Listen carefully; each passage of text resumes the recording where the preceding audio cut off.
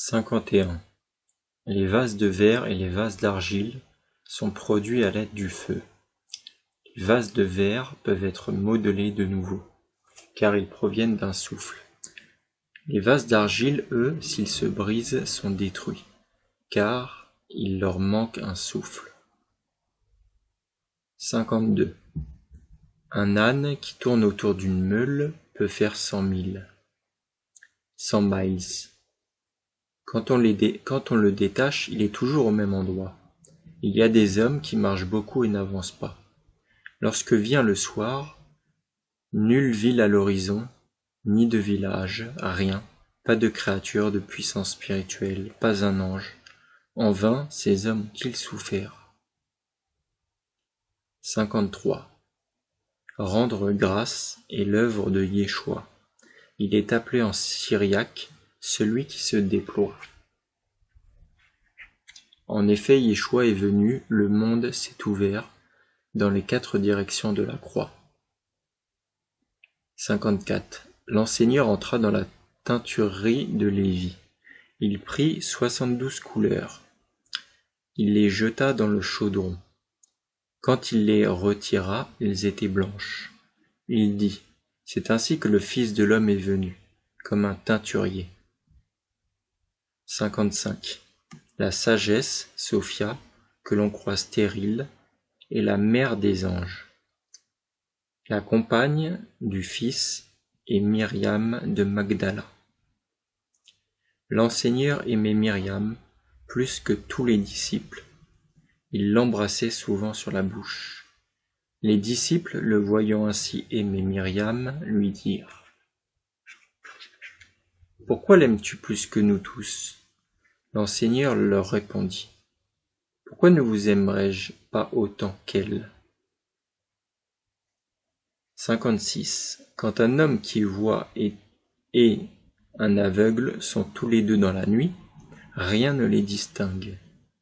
Mais que vienne la lumière, celui qui voit peut la voir, celui qui était aveugle demeure dans la nuit. 57.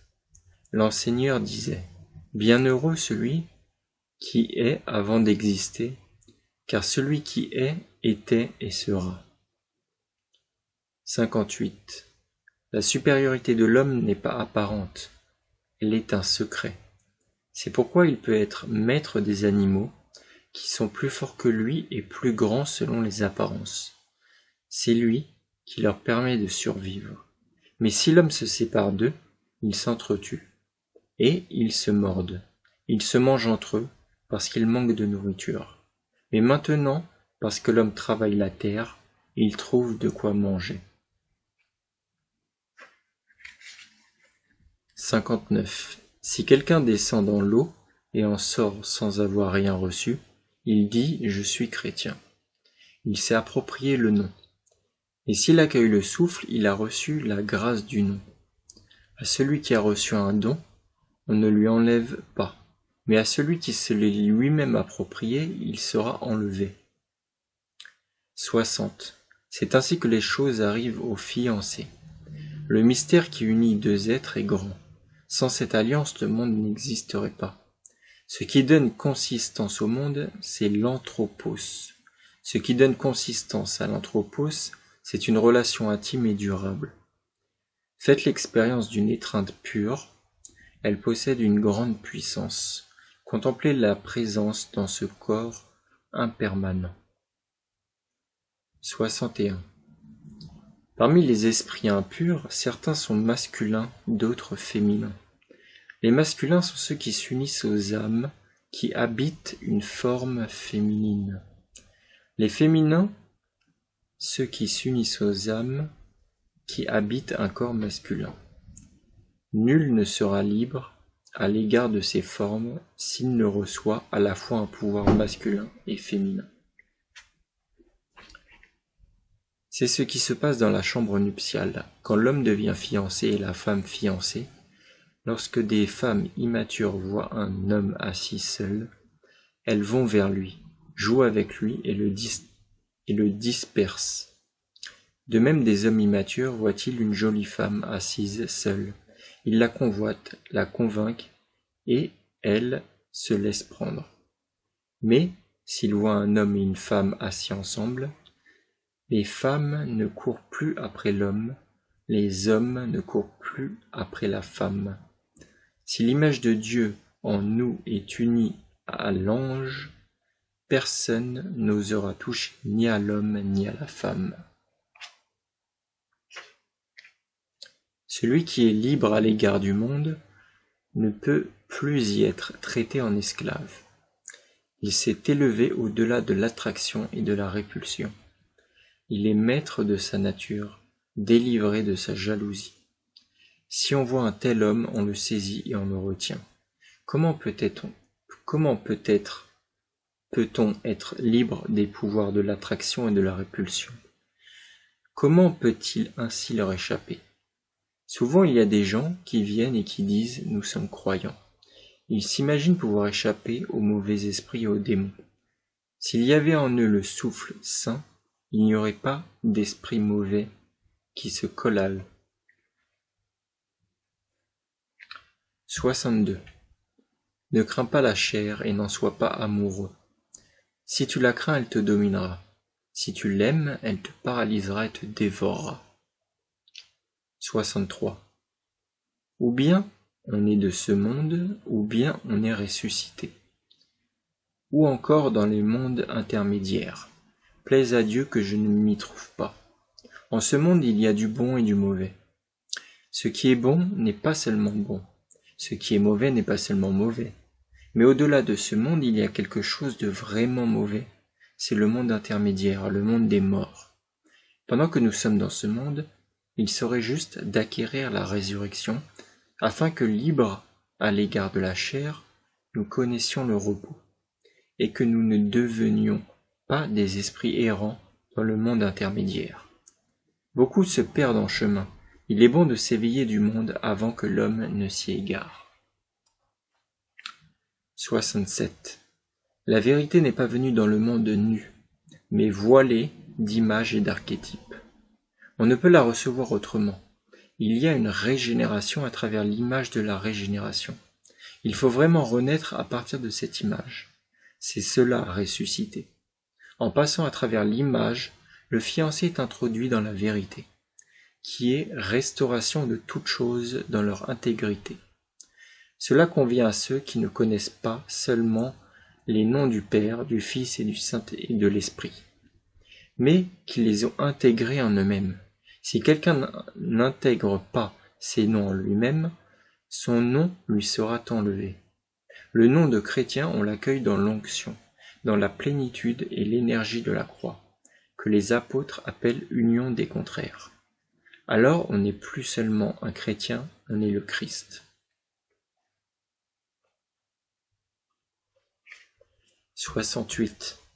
L'enseigneur opère toutes choses mystérieusement, en nous plongeant dans l'eau, baptisme, en nous faisant une onction, chrisma, en nous rendant capables d'actions de grâce, eucharistia.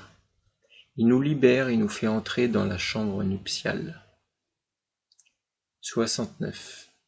L'enseigneur disait : Je suis venu rendre les réalités d'en bas semblables aux réalités d'en haut, les réalités du dehors semblables aux réalités du dedans. Je suis venu les réunir dans cet espace-temple où cela se manifeste à travers les images et les symboles. Ceux qui disent qu'il y a quelqu'un dans le ciel se trompent, car celui qui est apparu est venu des profondeurs, et celui à qui les choses cachées appartiennent est au-delà de tous les contraires. Il est juste de dire que le dedans et le dehors sont un. Ce qui serait en dehors du dehors n'existe pas, ce sont les ténèbres extérieures. L'enseigneur disait : Mon Père demeure dans le secret. Il a dit : Entre dans ta chambre, ferme la porte, et prie ton Père qui est là dans le secret, c'est-à-dire à l'intérieur de ton être. Ce qui est à l'intérieur dans le secret de tout, c'est la plénitude, pneuroma, pléroma. Au-delà, il n'y a rien, elle contient tout. 70. Avant le Christ, plusieurs étaient sortis. D'où ils étaient sortis, Là, ils ne pouvaient plus rentrer. Mais là où ils sont entrés, ils ne pouvaient plus sortir. Le Christ est venu, ceux qui étaient entrés, il les a fait sortir. Et ceux qui étaient sortis, il les a fait entrer. 71. Quand Ève était en Adam, il n'y avait pas de mort. Quand elle fut séparée de lui, la mort survint. Si à nouveau elle entre en lui, et s'il la prend en lui-même, il n'y aura plus de mort. 72. Mon Dieu, pourquoi m'as-tu abandonné? L'enseigneur a dit ces paroles sur la croix, car il est allé au lieu de la division, afin de réunir tout ce qui était séparé en Dieu. L'enseigneur s'est élevé au-delà de la mort. Il devint ce qu'il était avant la déchirure. Son corps était entier, il avait un corps, mais ce corps était le corps véritable. Le nôtre est transitoire, c'est une image de notre corps véritable.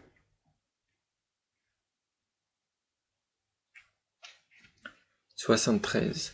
La chambre nuptiale n'est pas pour les animaux ni pour les esclaves, ni pour les hommes et les femmes impures. Elle est pour les êtres libres, simples et silencieux. 74. C'est par le souffle que nous sommes engendrés, mais nous sommes régénérés par le Christ deux par deux. Dans son souffle, nous vivons une étreinte nouvelle. Nous ne sommes plus dans la dualité, mais dans l'unité. Nul ne peut se voir lui-même dans l'eau ou dans un miroir s'il n'y a pas de lumière. Nul ne peut se voir dans la lumière s'il n'y a pas un miroir ou de l'eau pour s'y refléter. C'est pourquoi il nous faut plonger, baptisai, dans l'eau et la lumière. La lumière est l'huile et dans l'huile répandue.